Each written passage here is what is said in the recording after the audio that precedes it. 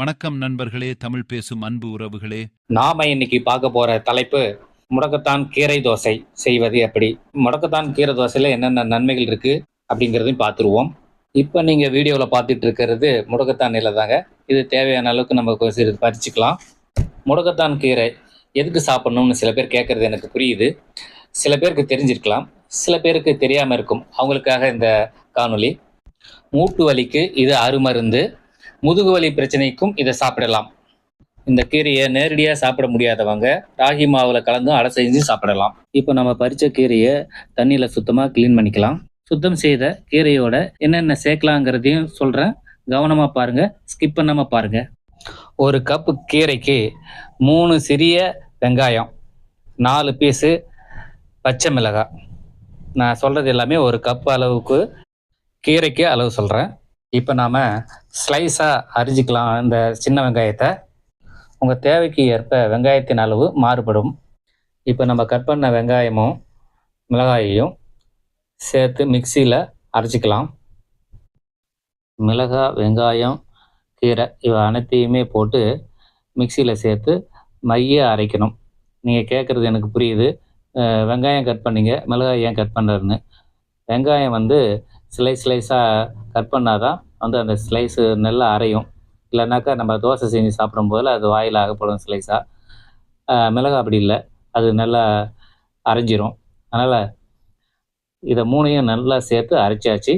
பாருங்கள், க்ரீன் கலரில் நல்லா பச்சை பசேலும் தெரியுது பாருங்கள்.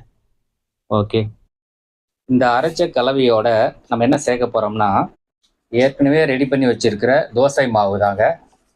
நீங்கள் பார்த்த உடனே இது தோசை மாவுன்னு நம்ப மாட்டீங்க. ஆமாங்க, இது தயிர் இல்லை, ஏற்கனவே ரெடி பண்ணி வச்சுருக்கிற தோசை மாவு. இதில் ஒரு கப்பு எடுத்து கலந்துக்கலாம். வீடியோவை கவனமாக பாருங்கள். சேனலுக்கு புதுசாக இருந்தீங்கன்னா ஒரு வாட்டி சப்ஸ்கிரைப் பண்ணிக்கோங்க. அடுத்ததாக நம்ம இந்த மாவை கலவையோடு சேர்ந்து திரும்பவும் ஒரு வாட்டி மிக்சியில் நல்லா கலக்கிக்கலாம். பாருங்கள், நல்லா மிக்ஸ் ஆகிடுச்சு. இப்படி தான் இருக்கும். இதை நம்ம இப்போ பக்குவமாக வந்துருச்சு. நம்ம இப்போ தோசைக்கு ரெடியாக இருக்குது.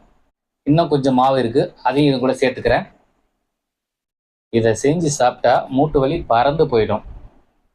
இந்த கலவையை நன்றாக கலக்கி தோசை ஊற்றுறதுக்கு பக்குவமாக ரெடி பண்ணிக்கலாம். ரெடி பண்ணிக்கிட்டு பாருங்கள், இதை கலக்குனதுக்கப்புறம் இந்த கலரில் தான் இருக்கும். நம்ம தோசை செஞ்சு பார்க்கலாம். இது யாரெல்லாம் சாப்பிடலாம், யாரெல்லாம் சாப்பிடக்கூடாதுங்கிறத சொல்கிறேன், கொஞ்சம் கவனமாக கேட்டுக்கோங்க. இது மூட்டு வலி பிரச்சனை உள்ள எல்லாருமே சாப்பிடலாம். குறிப்பாக குழந்தைங்களை தவிர்க்க சொல்லிடலாம். மேற்கொண்டு வேறு ஏதாவது மருந்து உட்கொண்டுட்டு இருக்கிறவங்க இதை சாப்பிட வேண்டாம். நீங்கள் டாக்டரை கலந்து ஆலோசித்து அதன் பின்பு இதை சாப்பிட்றது நல்லது. தோசை மாவு கலவையும் சேர்த்து நல்லா கலக்கிக்கிறேன். கலக்குனதுக்கப்புறம் இந்த கலரு பக்குவத்துக்கு வந்துடும். பச்சை கலரில் தான் இருக்கும். ஆனால் நம்ம தோசை ஊற்றி சாப்பிடும்போதில் இது அது மாதிரி தெரியாது, பச்சை வாசமும் வராது. இப்போ தோசைக்கல் எடுத்துக்குவோம். தோசைக்கல் சூட வச்சுருக்கோம். சூடான பிறகு அதில் நம்ம இந்த அரைச்ச மாவை தோசை ஊற்றுற மாதிரி நம்ம தோசையை ஊற்றிடுவோம். ஊற்றினதுக்கப்புறம் எப்படி இருக்குதுன்னு பாருங்கள். இதை எடுக்கிறதும் ஈஸி தான். நம்ம சாதாரண தோசை சுடுற மாதிரி தான் இருக்கும். தோசை பொன்முருவலாக வேக விடுங்க. நல்லா வெந்ததுக்கப்புறம் திருப்பி போட்டுக்கலாம். தோசை பாருங்கள், பார்க்கும்போது சாப்பிட்ற மாதிரி இருக்கா?